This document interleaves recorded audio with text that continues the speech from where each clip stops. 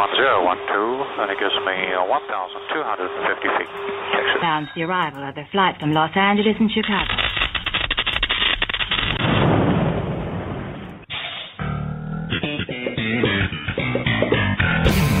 Explosion. Welcome, everybody, to this Thursday, May 12th edition of T&Z Talk. I am Tony Trupiano, the T in T&Z. Joining me is Richard Zombeck, the Z in T&Z. And as always, Z, a pleasure to be with you for an hour of truth from a liberal-leaning perspective. The pleasure's all mine, Tony, as usual. All mine. You are too kind, but I'll take that kindness and use it appropriately. I thought you were going to raise me. Sorry. Yes, of course. I'm sorry. Yes, of course. I'll take your kindness and raise you some compassion and empathy. Actually, speaking of compassion and empathy, do you mind if we just talk about one thing? I think we could talk about a lot of things. So yes, this can be one of many. So a report came out yesterday that major pain relievers, such as Tylenol, contain other chemicals that block the empathy channels in the brain. Give me that again?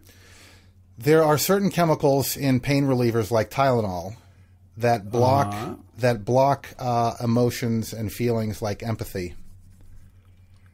Well, that's really... So not only does it block the pain that you're feeling, but it blocks your ability to be empathic. To have empathy. Yeah, no, I understand what empathic means. You didn't have to explain. Well, I'm not just talking to you. You know, there are millions of people listening. Well, I'm going to go dozens. With the fact that they knew dozens of people listening. There are at least 36 people listening. That's really an interesting observation. And although I didn't grab it because to give it justice, you had to play the whole thing. But John Oliver's Sunday rant on science and studies kind of fits into this discussion. Yeah. And he breaks down the lunacy of these studies. And what's interesting, and he pointed out many examples, 30 examples, of local or national news outlets that just go, studies suggest, right, or studies support, without ever citing what the study is or where the study comes from or who funded the study. And it was really, really well done. But again, it was 20 minutes, and to do it justice, you really did have to play it all, which we can't do. Yeah, well, it goes along with some have said, we've heard, sources have told us, without actually ever naming those sources or people or we've heard. It's been said. I mean, basically, here's the thing, right? You can be in a newsroom and walking down the hall, and someone says, hey, Obama's a Muslim. And next thing you know, you're on the air going, some have said Obama's a Muslim. Right. And some have said that. Some have definitely said that. Some. Yeah, and whoever the some are, but it's indicative of a culture. Again, I read another story. I mean, you get just to a point where you can only read so much of this stuff, or post so much of this stuff, or talk about so much of this stuff. But I'm reading this morning about the surrogates' talking points for Donald Trump, and all of it's based on BS. And interestingly, as you and I both know, if you can successfully put the meme out there and you have multiple people repeating the meme, then all of a sudden the meme becomes a reality for the uneducated and unwashed, which of course is very frustrating for those of us that actually have a brain. or aren't a Donald Trump follower. And I'm sorry, I don't mean to be rude. Yeah, actually, I do mean to be rude. For you freaking people that just take whatever you hear on Fox News or MSNBC or CBS, NBC, or ABC, I don't care who you're listening to or watching, stop it. Just stop it. Yeah. Well, you got a good plan there, Tony, but I don't think it's going to be executed. And you're right, but it again, my frustration continues to grow with these folks because, the honest reality is I just get tired of people not thinking for themselves. That's all. Why do the thinking when we can do it for you? Yeah, well, we wouldn't want anybody to burn out on thinking. God, what a tragedy that would be. Very quickly, I just wanted to get your impressions. We were talking very briefly before the show started. I said I posted a story about George Zimmerman, the young man the man who shot and killed Trayvon Martin and was acquitted under the whatever the hell law they call that. Stand your ground. Stand your ground law. Thank you. He is auctioning off the gun that he used, the 9mm gun that he used to kill Trayvon Martin. And so I posted that story this morning, and all I put on it was, this man is sick, and whoever buys the gun is sicker. I'm getting some really interesting responses to that, but I wanted your response, Richard Zombeck. Well,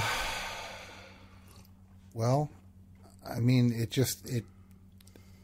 I don't know. I mean, it just goes to show how sick Zimmerman is and how much he really doesn't care about what he did, nor do the people who are willing to pay for it care. But by the same token, it's the same kind of people that would buy, Nazi paraphernalia or let's see how many people get this reference, lampshades from the Nazi era. All right, that was just gross. Well, people will do it. You're right. You're right. It's sad. It's true. Before we go any further, let's give out the information. You can find us, friend us, follow us on tnztalk.com. Also, go to our support page, find out the myriad of ways to support us, both financially and I don't know what. The other ways are iTunes, Stitcher, reviews, ratings, and everything. Also, you can contact us from our contact page, either using the form, which will arrive to us via email, or you can leave us a voicemail at 559-898-2551. That's 559-TZ-TALK-1. And if we like what you have to say, or don't, we'll play it on the air and comment on it endlessly. Absolutely. Well, let's get to the business at hand today. As we speak, Paul Ryan and Donald Trump are meeting. I understand Reince Priebus is there as well, and perhaps a few other members of the House. Of course, the media is camped outside the RNCN quarters, as are a lot of anti-Trump protesters, as I see this on the news. Bagpipes, a fake coffin, wild scene outside Trump meeting is what it says at the bottom of the MSNBC screen right now. Oh, Jesus. I don't even know where to go with this conversation. I mean, what comes out of this? I mean, do they walk out of this and Paul Ryan emerge and say, yep, I'm with them. Yep, absolutely. Big high fives, holding their hands up in triumph. Why the bagpipes, Tony? I have no idea. Really? Oh, because he's from Scotland. Because he's a windbag. Well, yeah, but his heritage is Scottish. I think it's windbag. Well, I don't know. I think because I saw him driving on a golf course with two bagpipe players behind him, and they said, "Look, a picture of 3 windbags." Ah, very good. Well, we have a lot of audio in our vault this morning, and I actually wanted to start with Nancy Pelosi. Yesterday had a news conference with members of the leadership team, Democrats in the leadership team in the House. And I thought her remarks were spot on. Although I got to tell you, well, I'll get to this after we play the audio. But let's get to that, and then we'll talk about it. Republicans, including members of their leadership, have said they cannot support the vile rhetoric and radical proposals of the Republican front runner. Today, we have gathered to ask, since when? Since when have the House Republicans been so concerned about intolerant statements and discriminatory ideas?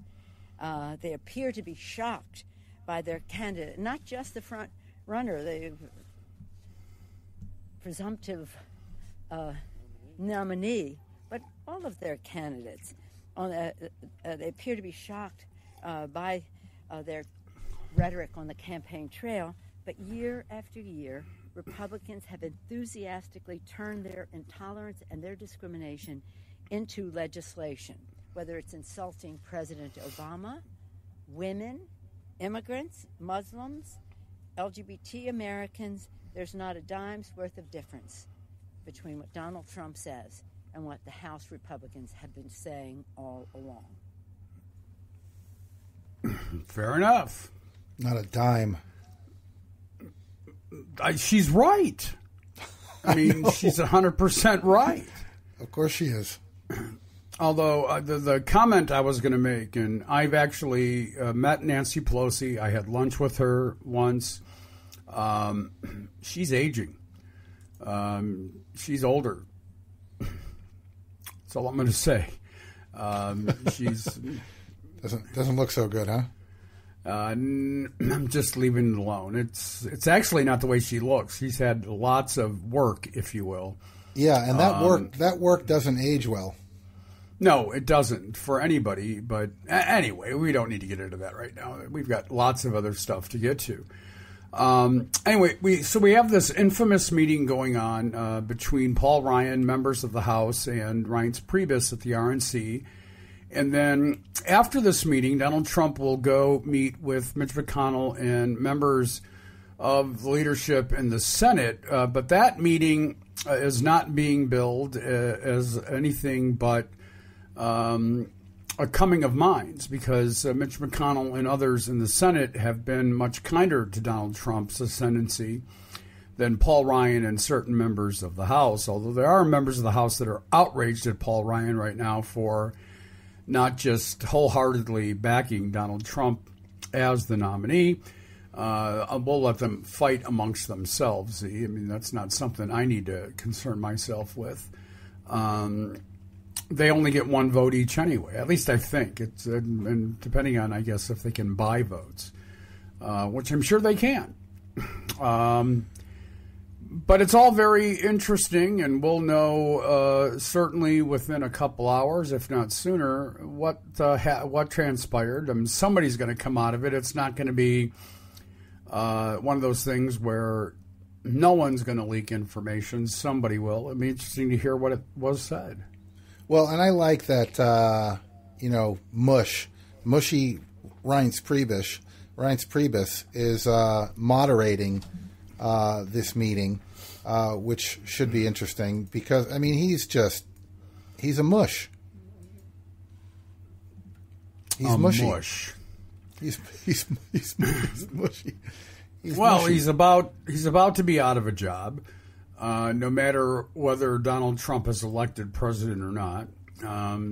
So, he should start positioning himself to look like he wants to be looked for his next position, which I'm sure will be as a lobbyist or something along those lines. But again, very much looking forward to hearing what is going to happen.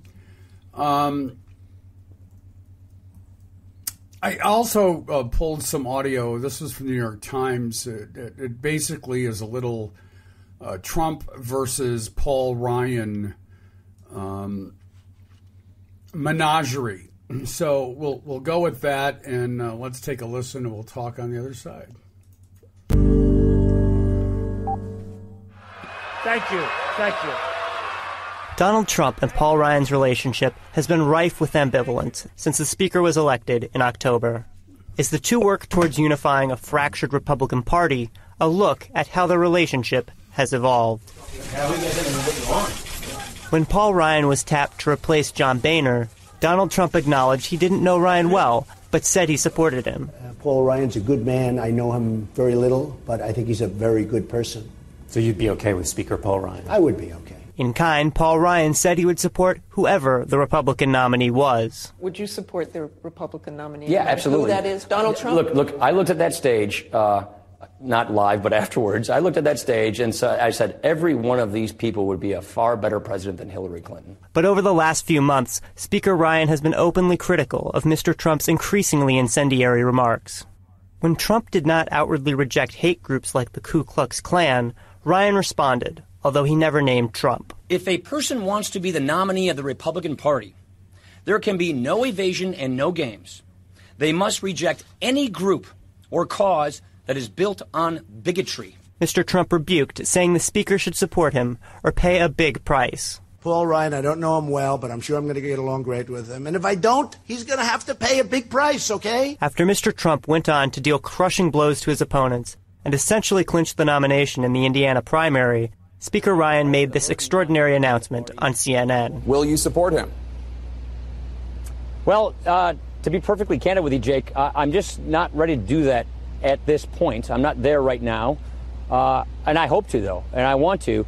But I think what is required is that we unify this party. Trump dismissed Ryan in an interview on NBC's Meet the Press. The Paul Ryan situation, frankly, you seem pretty annoyed by this. Are you? No, it's just the way it is. I don't think it hurts me at all, and I'd like to have his support, but if he doesn't want to support me, that's fine. As the Republican convention looms in July, the two will need to find a way to reconcile their differences. To pretend we're unified without actually unifying, then we go into the fall at half strength. This election's too important to go into an election at half strength.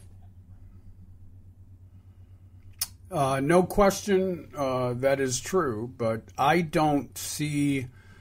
You know, yesterday we played the 10 Republicans that hate Donald Trump. And that list is growing by the day. And there are some very prominent people that were on that list. I don't know, Z, here's my problem.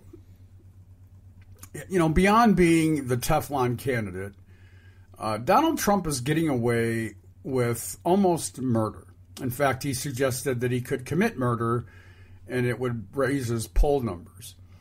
What the hell is going on? You know, how do we combat this? I don't care who it could be Bernie Sanders, who head-to-head beats Donald Trump in the national polls, or Hillary Clinton, who has a much narrower margin to beat Donald Trump in the national polls. All that aside, this man could be elected president of the United States simply based on the fact that the electorate is really freaking stupid.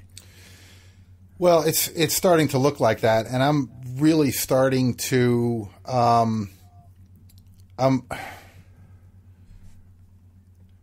we're watching the Republican Party disintegrate. And I think you know what? Before we continue this conversation, by the way, the meeting is over, and the only statement that's come out of it is from Reince Priebus, who said the meeting was great. Oh yeah. Oh no. We had a very good meeting. It was great. That's all I have to say. Yeah, I'm sorry to interrupt. Go ahead. That's all right. I wanted to play what Rubio had to say with Jake Tapper. Oh, absolutely. Okay, so let's play that, and then we can talk about the GOP as a whole. Well, I've signed a pledge that said I'd support the Republican nominee, and I intend to continue to do that. I intend to live up to the pledge that we made. But it's not just concerns that you've had about him. You once said that you didn't think it was, that you had concerns about the fact, about the nuclear codes being in the hands of an erratic con man. That was what you said. Well, so I'm not going to. Here's what I'm not going to do over the next 6 months: is sit there and just be taking shots at him. I stand by the things that I said, but I'm not going to sit here now and become his chief critic over the next 6 months. So that, to me, Tony, is probably one of the most terrifying statements to come out of the GOP. Right? This guy's a lunatic. I'm afraid of him. He's a con man. I hate to think of him with the nuclear codes and his finger on the button. He's going to destroy the entire world, but I'll vote for him because I took a pledge. Yeah, well, there you go. I think that the Marco Rubio audio there sums it up perfectly. But here's the problem. You and I, again, report from a liberal bent, and so people are going to say, well, that's what you're reading into it. As you well know, that there are people on the other side of the spectrum that would say, no, I'm taking him at his word. I mean, I'm going to stand by what I said before, but I'm behind him all the way now. And so that's what they'll walk away with. They'll walk away with, hey, if Marco Rubio can support Donald Trump, so can I. Yeah, but I mean, isn't that just terrifying? Yes. I mean, to how? You and I, but it's not to them. Well, but really? Really? I hate to tell you that, but yeah, really. I mean, it's not like his numbers have gone. I don't know. I just this is something I can't understand. I can't understand blind loyalty. It makes absolutely no sense to me. You know, you come out and you say you're terrified of this guy. Now, you know, you could easily argue, I suppose, that I said those things when I was running against him. I didn't really mean it. I was just, you know, it's just rhetoric that happens. But even that isn't a really good excuse, because why are we only saying things in order to get elected? I mean, that's another thing that just makes no sense to me. I mean, this leads to even a bigger kind of discussion and question, right? Is when you watch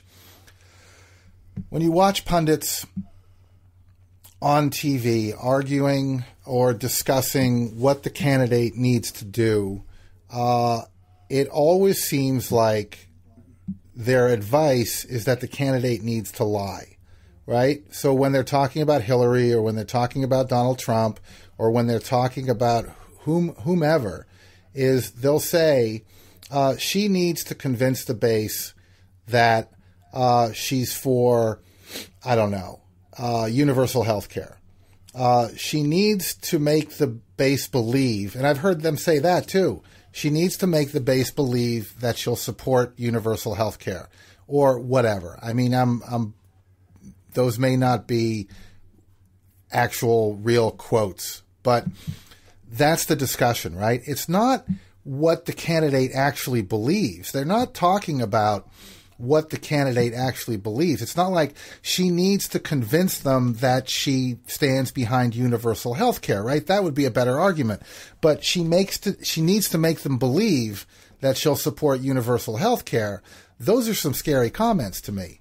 That's terrifying. That's where we are in our national politics. Is it doesn't really matter what you think.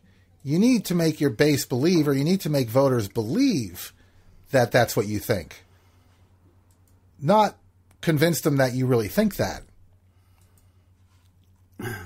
Well, listen, for those that got dizzy listening to that, you shouldn't have, number one. And, you know, again, it really just kind of underscores the importance of educating yourself on issues, on candidates, paying attention to who said what when. The reality that much of what's said during a campaign is never going to happen in real life. Even Bernie Sanders, without Democrats Democratic control in the House and the Senate won't be able to pass any of what he wants to do. And you and I both know it. In fact, he's going to have trouble getting Democratic support on some of the stuff he wants to do. And that in and of itself could be problematic to a Sanders presidency. Not to mention the fact that some of the analysis now that's coming in is not kind to Bernie Sanders. And the list goes on with he and Hillary Clinton and Donald Trump. But Donald Trump presents, of course, the bigger challenge in that he, as an example, will not release his tax returns because he says that they're being audited, and therefore, until the audit's over, he doesn't feel compelled to do it. Now, let's stop for a minute and break that down, Z. So he's being audited. It's not that he doesn't have access to his return. In fact, he's tweeted out a picture of him with his tax return, which is about 3 feet worth of paper stacked on top of each other. Which I think is BS. Of course it is. So what is he really saying? As you and I discussed before the show today, he's saying, F you, I'm going to do what I want to do when I want to do it. Now, you have a theory that I believe, and that theory is pretty simple, that it will show that he, A, does not have the wealth he claims he has, and B, it will out him for the lack of taxes that he's paid and the severe lack of monies he's not given in a philanthropic way. That's why he's not releasing this stuff. Right, and again, his supporters won't care. Right. At all. I mean, they won't care if he lies, and what they'll probably say. Well, of course, everyone lies, but I mean, he's not a liar like Hillary Clinton. Now, let's define who his supporters are. Are we talking about registered Democrat or Republicans, or the Donald Trump Republicans that didn't exist before he materialized? Well, I mean, even Lindsey Graham is starting to kind of coalesce. No, he's not. Yes, he is. I saw him in an interview yesterday. He was saying Donald's Donald's got some good ideas. Lindsey Graham? Yes, sir. Well, now it really is over. It is a sign of the apocalypse. It is a sign of the apocalypse. Yeah, in fact, I was looking. He was on Bloomberg with the two guys from. Now I forget the. It doesn't matter. Go on. Yeah, the Bloomberg, the two Bloomberg twins. Yeah, go. Lindsey Graham has some kind words for Donald Trump, and I'm not finding the quotes. I found the video. I'll tell you what, we'll get some audio for tomorrow. How's that? That would be sickening, but absolutely, we need to do it. I mean, it'll be a good Friday. And tomorrow, by the way, everyone, be careful leaving the house because it's a full moon and Friday the 13th. So take heed. Do it all today. Don't leave the house tomorrow. Don't leave the house. Call in sick. Don't drive. Don't get on your computers. Everything that could possibly go wrong is going to go wrong tomorrow. All right. Well, listen, I believe that we do have some audio on Donald Trump and his taxes. So if you want to get to that, that would be groovy. Yeah, I would be happy to. Would that be a repellent for you, for Donald Trump to reveal everything? No, I actually think that it's a great thing when you can show that you've been successful and that you've made a lot of money and that you've employed a lot of people. I actually think it's a positive. But why not just get them out there? Well, because my returns are extremely complex, and I'll make a determination at the right time. I'm in no rush to do it. How many years back? The answer is yeah. I would do it. I mean, I would do 3 years, 5 years. I will tell you up front. As a private person, I would be, and I'm very proud of this. I want to pay as little taxes as I can as a private person. That's the American way, legally. I say I'm looking to pay a fortune in tax. But how many years? Part of the complexity of the tax system. How many years back would you go on the day you announced? 3, 5? Oh, I don't know. I mean, I actually have not even thought of that. But I would certainly show tax returns if it was necessary. As far as my return, I want to file it. Except for many years, I've been audited every year.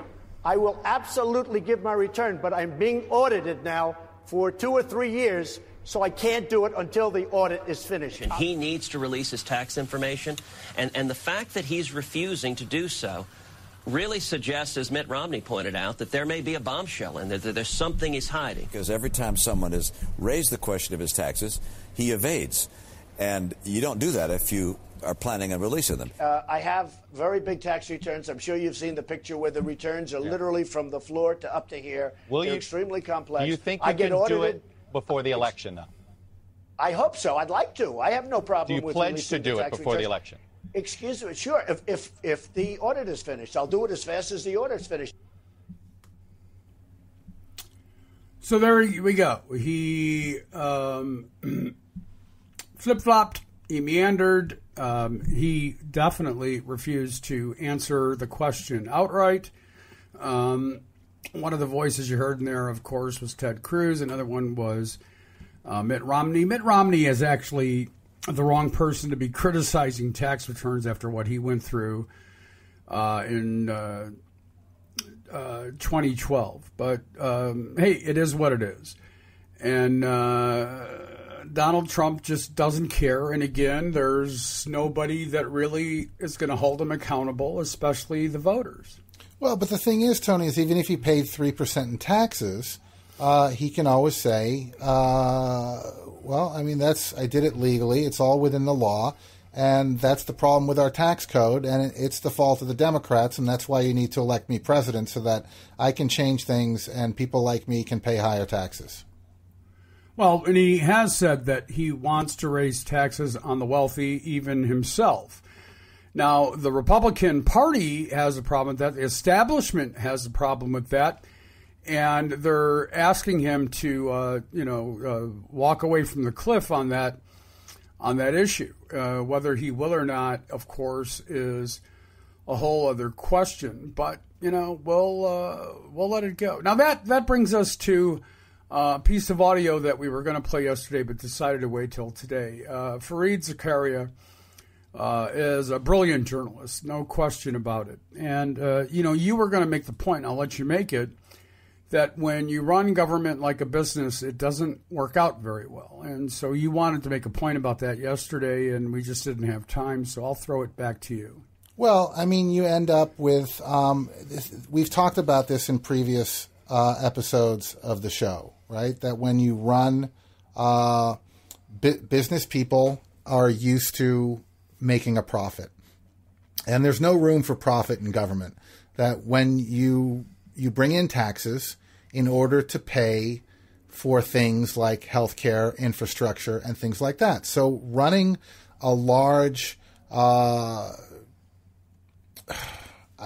having a huge pile of money is not a successful government. Spending the money that comes in, hopefully all of it, on services and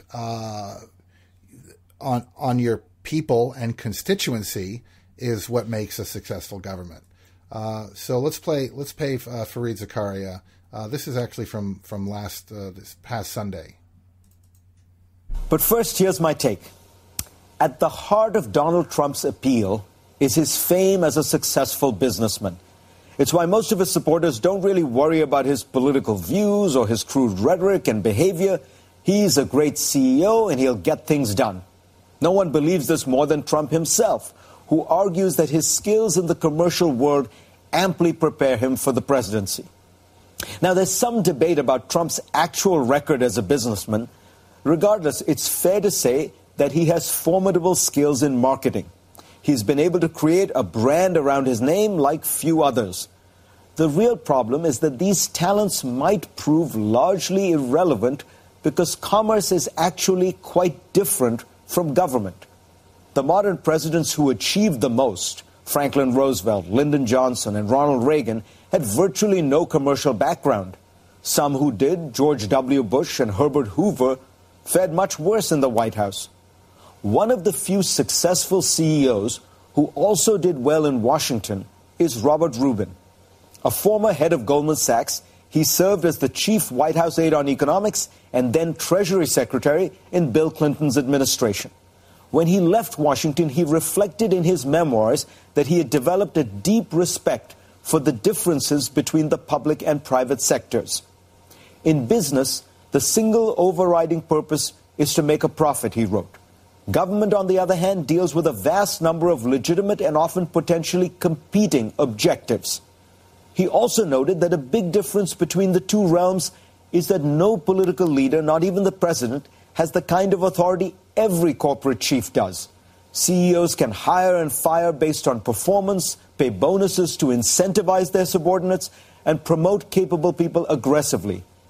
By contrast, Rubin pointed out that he had the authority to hire and fire fewer than 100 of the 160,000 people who worked under him at the Treasury Department. Even the president has limited authority and mostly has to persuade rather than command. This is a feature, not a flaw, of American democracy. Power is checked, balanced, and counterbalanced to ensure that no one branch is too powerful and that individual liberty can flourish. In interviews with the New York Times, Trump imagined his first 100 days in office and talked about the positions he would fill. I want people in those jobs who care about winning. The United Nations isn't doing anything to end the big conflicts in the world. So you need an ambassador who would win by really shaking up the UN. This displays an astonishing lack of understanding about the world. The United Nations can't end conflicts because it has no power. That rests with sovereign governments, unless Trump wants to cede U.S. authority to the UN Secretary General Ban Ki-moon. The notion that all it would take is a strong American ambassador to shake up the UN and end conflicts and win is utterly removed from reality. Yet it is a perfect example of business thinking applied in an alien context. Success in business is important, honorable, and deeply admirable.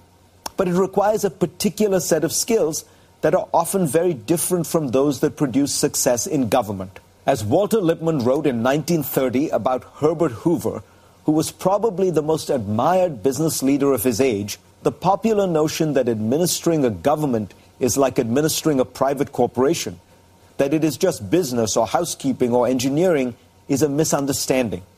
The political art deals with matters peculiar to politics, with a complex of material circumstances, of historic deposit, of human passion, for which the problems of business or engineering as such do not provide an analogy. For more, go to cnn.com/Fareed and read my Washington Post column this week. I mean, what do you say to that? I mean, listen, the Flint water crisis is as a direct result of what Fareed Zakaria just said. There's no question that when you make a decision based on profitability, bottom line, the city of Flint was bleeding money. The emergency manager came in, basically a dictator came in, had the ability by law to take away the democracy of the city council, made a series of decisions that were fatal and damaging to thousands of people, created an outbreak of Legionnaire's disease. I could go on. And that's because when you run a government like a business, it takes out what I will call the human or humane factor. Because at the end of the day, all businesses are, as you are well aware, Z, and especially in the mortgage industry where you really came to maturity, when decisions are made just strictly based on business criteria, it takes out the humane or human factor in a decision-making process. Governments, by the way, cannot and should not ever do business that way. Yeah, and I mean that's it seems to be that's how we're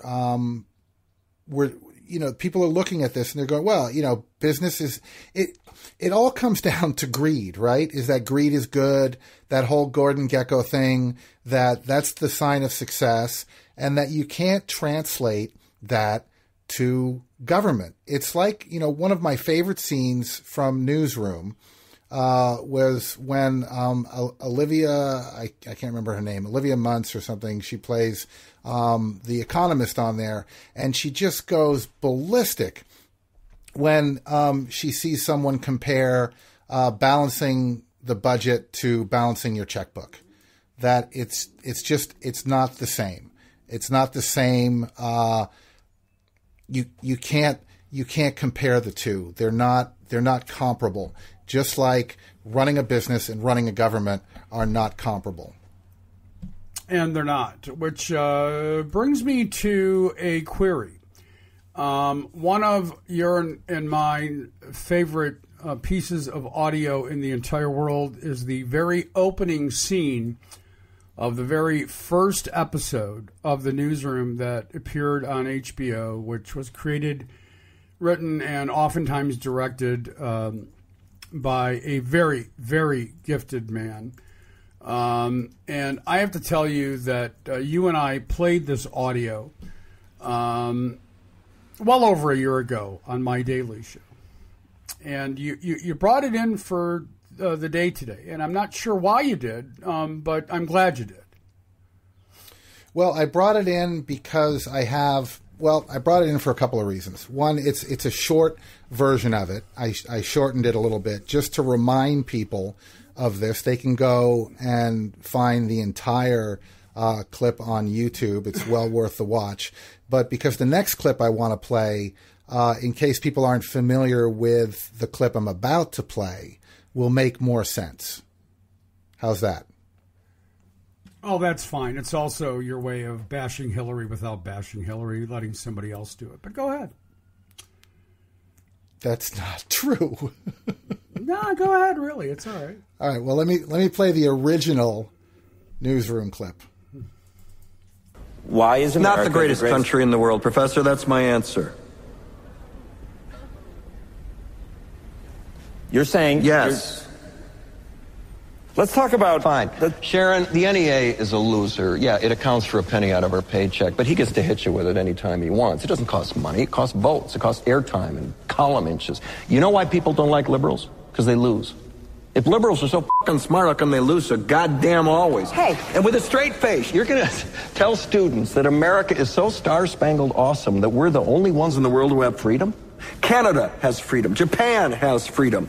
The UK, France, Italy, Germany, Spain, Australia, Belgium has freedom. So 207 sovereign states in the world, like 180 of them have freedom. All right. And yeah, you, sorority girl, just in case you accidentally wander into a voting booth one day, there's some things you should know. And one of them is, there is absolutely no evidence to support the statement that we're the greatest country in the world. We're 7th in literacy, 27th in math, 22nd in science, 49th in life expectancy, 178th in infant mortality, 3rd in median household income, number 4 in labor force, and number 4 in exports. We lead the world in only 3 categories: number of incarcerated citizens per capita, number of adults who believe angels are real, and defense spending, where we spend more than the next 26 countries combined, 25 of whom are allies. Now, none of this is the fault of a 20-year-old college student, but you nonetheless are, without a doubt, a member of the worst generation ever. So when you ask what makes us the greatest country in the world, I don't know what the f*** you're talking about.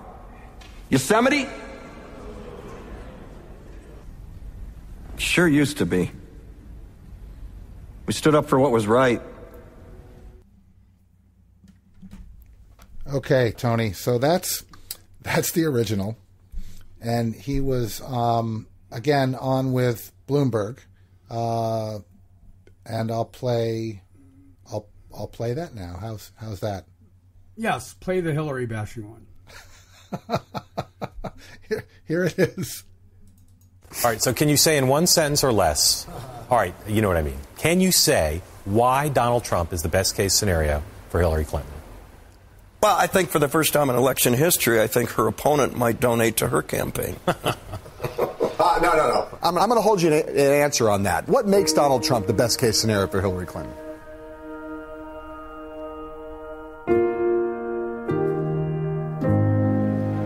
Jeff, I'm not going to let you go back to the airport without giving me an actual answer on this question. What makes Donald... Because he's not the best case scenario, John. That's my answer.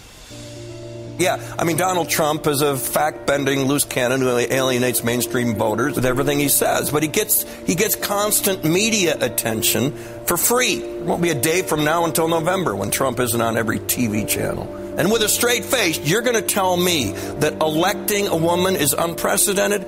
Germany elected a female chancellor. Brazil elected a female president. Denmark, Poland, Korea, Argentina, Norway, Liberia, Cyprus are run by women. So 22 sovereign states in the world have already beat us on this. All right, okay, fine.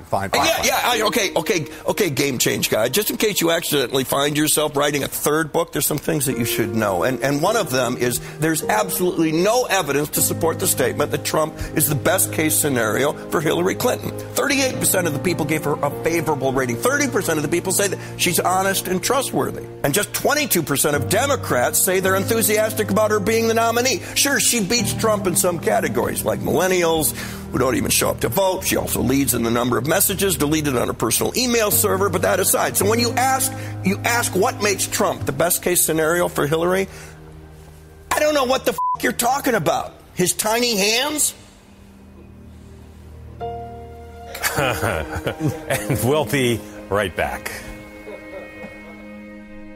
I can see why your feelings would get hurt by that. My feelings aren't hurt, but I'm sure Hillary's would be. First of all of his numbers aren't necessarily accurate, but that's okay. It was really well juxtaposed against the audio you played. And that he played along with Bloomberg was, to Jeff Daniels' credit. By the way, Jeff Daniels is a proud Michiganders who owns a theater not far from where I'm sitting right now. Is that right? The Purple Rose Theater, and very successful. And he still lives here in Michigan. I did not know that. Yeah. Hopefully not in Flint. No, he lives in Chelsea, Michigan, just outside of Ann Arbor. You have a Chelsea also? Yes. We have a Chelsea. I know you do. Massachusetts is not the only state that has a Chelsea. They're also not the only state that has a Salem, but we don't need to go through that. The Clintons have a Chelsea. They did, and that ugly teenager turned into a beautiful young woman. That's right. That was an old joke, by the way. Well, I got to tell you, I'll give you another example. I think Diana Ross is far more beautiful at this point in her life than she was when she was a superstar. Well, that's probably because you're getting old and your eyes are bad. So you don't agree with me? So you're bashing a black woman on this show? Oh, so that's where we're going, right? So that said, because of my last statement and playing that apparent Hillary bashing audio, then I'm probably a misogynistic racist. Well, they're your words, not mine. Right? Because I don't like Hillary, I must be an anti-feminist, and I'm a male chauvinist pig because I don't like Hillary. Again, those are your words. Well, that's kind of where our argument, not yours and mine, but that's kind of where the arguments are going in this country. It's like, I have to like Hillary, otherwise I'm anti-feminist and I'm a misogynistic pig. I don't like the way Diana Ross looks, so I must be a racist. I mean, these are the kinds of arguments that we're having now, and I have them on Facebook all the time. Sadly, you're right. I mean, sadly, you are right. And by the way, just to kind of close the circle on a conversation we had yesterday about Elizabeth Warren and Hillary Clinton being on the same ticket, and I was saying that people turned it into an anti-Hillary rant, and some of the comments were Elizabeth Warren would be insulted to be asked. She doesn't even want to be considered uttered in the same sentence as Hillary Clinton. Yet yesterday, Elizabeth Warren went out of her way to not commit to not being chosen as vice president, and in fact left the door wide freaking open. So when I posted that story this morning, I told people, thank you for browbeating me yesterday. No apologies necessary. I didn't take it personally. And I just left it there. But all right, so what do we do with... Did you see who was considering her for VP? Joe Biden. Correct, sir. But we knew that. We knew that. That would have been an awesome ticket. Well, Joe Biden said yesterday that he would have been the best president. Yeah. I don't know if that's a statement in fact or a statement in ego, but doesn't matter because he didn't run. And the timing was wrong for him after the death of Beau. And I respect him for that. And we do know that the rumor was out there that he and Elizabeth Warren met in a 4-hour marathon session, and I'm sure that was part of what they discussed. With that said, there is an interesting story that brewed over the last couple of days that the Trump campaign has walked away from at this point. But they had chosen as a delegate in California a man by the name of William Johnson.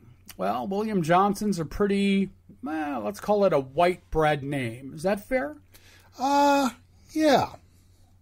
It'd be like Bob Smith. Yeah. And no insult to the Johnsons or the Smiths. I'm just saying it's a pretty white bread name. Or anyone's Johnson, for that matter. Thank you.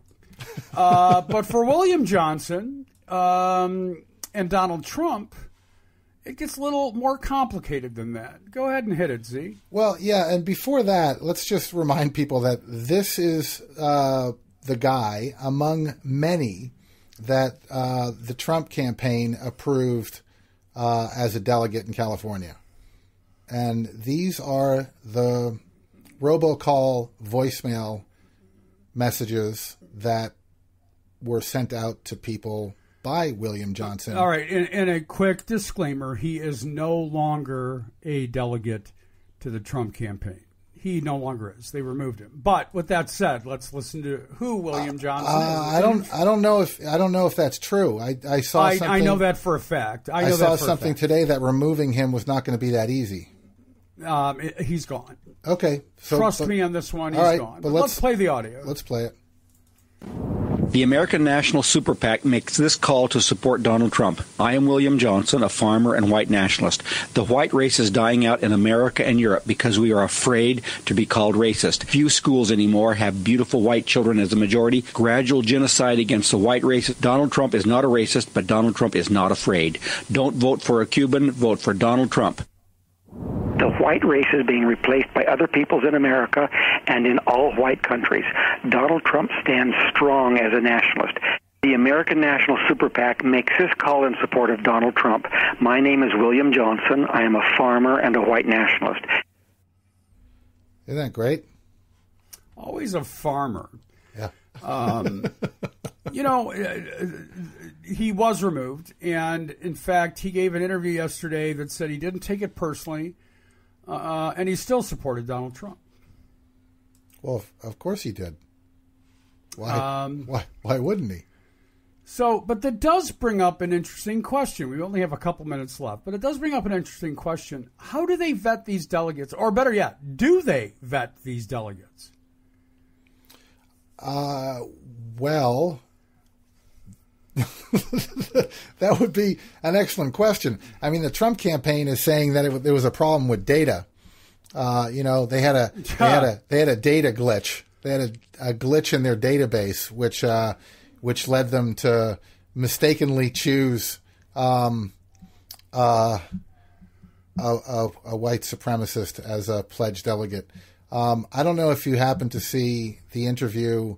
This is kind of sidebar, but the interview with the new mayor of London, Sadiq Khan, and Anne Hidalgo, the mayor of Paris, and what she said when she was asked about Donald Trump. All she said, Tony, was, "Mr. Trump is so stupid. My God." Yeah, well, Donald Trump, late in the day yesterday, said he is probably going to reconsider his banning Muslims comment. But just reconsider the comment, not necessarily reconsider the actual act of barring them from coming into this country. Right, and he's going to make an exception for the mayor of London. Right, and who already said you could take that exception and shove it up your rectum. With that said, we're out of time, so let's close it up, Z. All right, Tony. So if you go to tnztalk.com. You'll find our support page, and again, the myriad ways of supporting us. Also, all the ways you can follow us, friend us, and how to go to iTunes and rate us, review us, subscribe to us, and you can also, from the website, subscribe to our newsletter, which will give you our daily updates and links to the day's episode. Tony? All right, that is going to clean it up for us today. We will be back tomorrow, Friday the 13th, the full moon day. We'll give you a full update on Donald Trump's meetings with Republican leadership in D.C. today. And in the meantime, we want to thank all of you for listening in, as we are growing, and we do appreciate that. At the same time, we need your financial support in order to keep this going, so don't be afraid to throw a couple shekels our way. With that said, I am Tony Trupiano for Richard Zombeck, and as always, we ask that you be well.